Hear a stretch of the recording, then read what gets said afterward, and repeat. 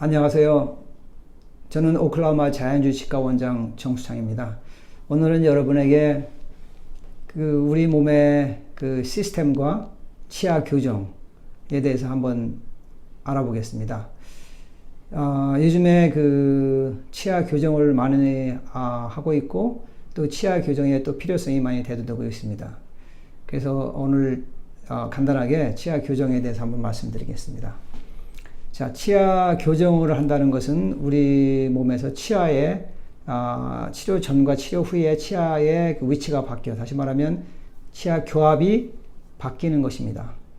그러면 일단 우리 몸은 근육을 우리가 몸을 움직여 줄 때 근육을 뼈가 골격 구조가 형태고, 그리고 근육도 역시 형태지만 근육은 우리 몸을 움직여주는 데 쓰는 하나의 기능을 하는 데 쓰는 하나의 조직입니다. 자, 우리 시스템을 한번 볼까요? 시스템은 세포가 있으면 그 세포가 모여서 그 조직이 되고, 조직이 모여서 하나의 시스템이 됩니다. 그런데 시스템은 우리 웹스터 사전에 찾아보면 시스템은 구조와 기능이 함께 어우러서 함께 조화를 이루면서 작동하는 그런 하나의 시스템이라고 말을 합니다. 생명 시스템이라고 말을 합니다. 그러면 우리가 치료를 할 때 구조와 기능을 분리될 수도 없고, 구조와 기능은 항상 같이 두 바퀴가 같이 작동되듯이 같이 작동이 되어야 됩니다. 자, 그럼 먼저 다시 말하면 형태와 기능이 어떻게 움직이는가를 한번 보겠습니다. 자, 구조를 바꾸면, 다시 말하면 형태를 바꾸면, 치아의 그러니까 입안의 모양을 바꿔주면 그것은 구조를 바꿔주는 것입니다. 형태를 바꿔주는 것이죠. 치아 교정 이전과 이후에는 형태가 바뀌는 거죠. 예를 들면 V자 형태에서 U자 형태로 바꾼다든지, 덧니에서 이가 나란하게 돼서 이쁘게 형태가 바뀌는 것이죠. 그러면 그런 구조가 바뀌면 기능이 어떻게 될까 하는 것을 한번 알아보겠습니다. 자, 하나의 구조, 이 자전거의 구조는 어떻습니까? 바퀴가 동그랗죠. 일반적인 정상적인 바퀴의 형태입니다. 그러면 이 구조를 다음과 같이 한번 바꿔보겠습니다. 형태를 바꾸겠습니다. 자, 이렇게 바꿔보겠습니다. 그러면 이 바퀴는 동그란 바퀴에서 네모진 바퀴로 바뀌었습니다. 그럼 어떻게 되겠습니까? 자, 기능이 바뀌겠죠. 이때는 기능이 정상적인 기능이 되겠죠. 그러면 이때의 기능은 어떻게 되겠습니까? 기능이 더 안 좋아지겠죠. 예를 들면 어떻게 안 좋아지냐면 속도가 감소되겠죠. 그리고 자전거 타는 사람이 불안정하고 힘이 들겠죠. 그렇죠? 힘이 들겠죠. 이때보다는. 그러면 이걸 비유해 보겠습니다. 우리가 입안하고 비유해 보겠습니다. 자, 이 덧니가 있죠?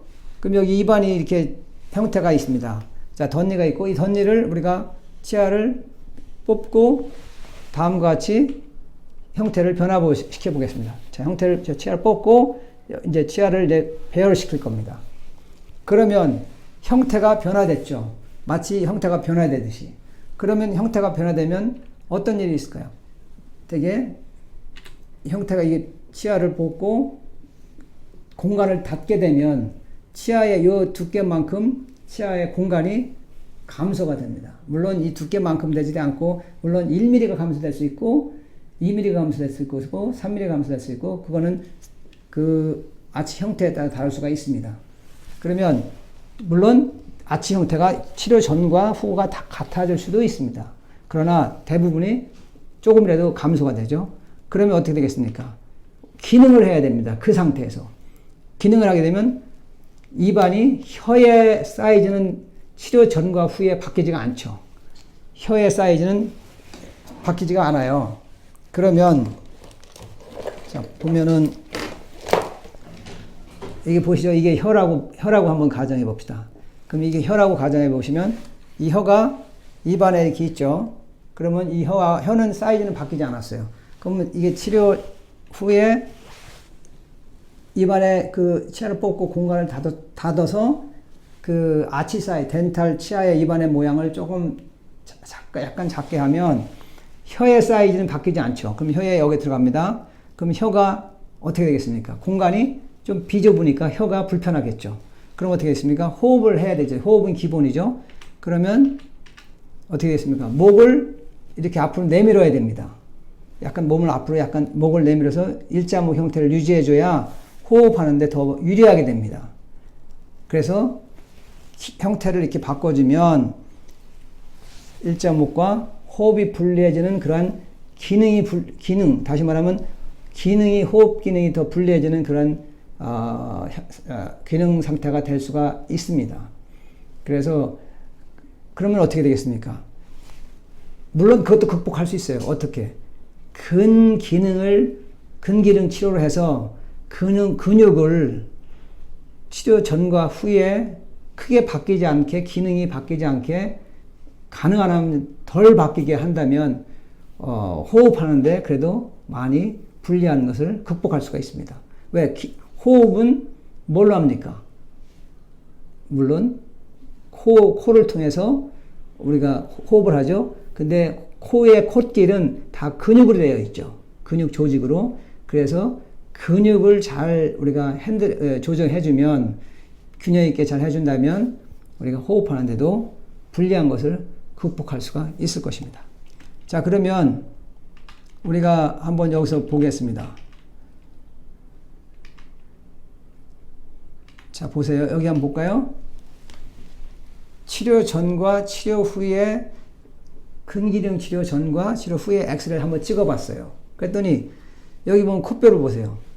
콧뼈가 여기보다, 치료 전보다 치료 후가 명확하게 콧뼈가 똑바르게 되어 있는 사실을 알 수 있을 것입니다. 그리고 콧길이 여기 새카만 게, 여기 새카만 부위가 콧길인데, 콧길의 이 뚫린 부분입니다. 그런데 여기 양쪽에는 더 어떻게 했습니까? 더 새카만 부분이 더 나와 있죠. 더 현방에 나와 있죠. 콧길이 더 뚫렸습니다. 콧구멍이. 그러니까 다시 말하면 기능 치료를 통해서 형태를 바꿀 수 있다는 것을 보여준 겁니다. 그래서 기능 치료가 중요합니다. 왜? 기능 치료를 통해서 형태를 바꿀 수 있다는 것을 엑스레이를 통해서 확인할 수가 있습니다. 자, 그러면 여기 보세요. 콧길이 바뀌었습니다. 긍정적으로. 그렇죠? 콧길이 여기 우리가 화살표에 보듯이 콧길이 여기 똑바로 됐죠. 이렇게 형태를 통해서 바뀔 수가 있습니다. 자, 그러면 오늘은 여러분에게 기능 치료가 얼마나 중요하다는 것을 우리가 엑스레이를 통해서 볼 수 있었을 것입니다. 그래서 여러분들 치아 규정 치료를 할 때는 형태를 바꿔주는 치료이기 때문에 반드시 기능 치료인 근육을 통한 기능 치료를 동시에 같이 해주어야 더 긍정적인 결과를 가질 수 있을 것입니다. 여러분 오늘 좋은 정보 되셨습니까? 네, 감사합니다.